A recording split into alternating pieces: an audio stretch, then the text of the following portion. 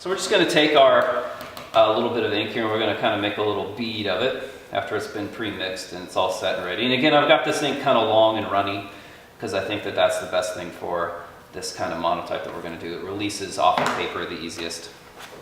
So we just want to take our roller and we want to just kind of roll it out. And the trick to rolling out a slab of ink is that you don't want your ink, you're not trying to paint a house here, right? You don't want it to be like a paint roller where it looks really sort of like thick and it's got a texture.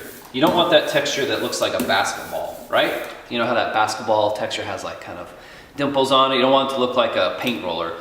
You want it to look more like velvet. So imagine like a black velvet painting of Elvis or something like that. Some people like to talk about the sound. So you want to have the sound be kind of like, you know, this, like, not like, yes, I know, you're welcome for that little bit. But one of my friends says you want it to sound like a bacon sizzle, not like, you know, a big sticky mess. Like, you want it to be more like, but just like this, you want your ink to be nice and velvety.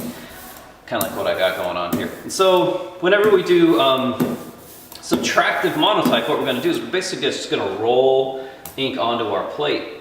And we're going to try and get a lot of ink on there. So I'm going to go ahead and add a little bit to this.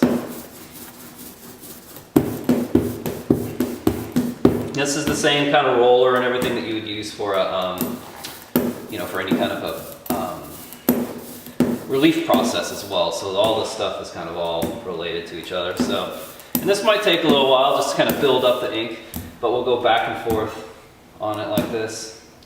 And again, all these places where my roller is overlapping are going to leave a mark, which it's going to print. What you see on the plate is kind of what's going to offset on the paper. So it's sort of up to you how much of that you want to leave.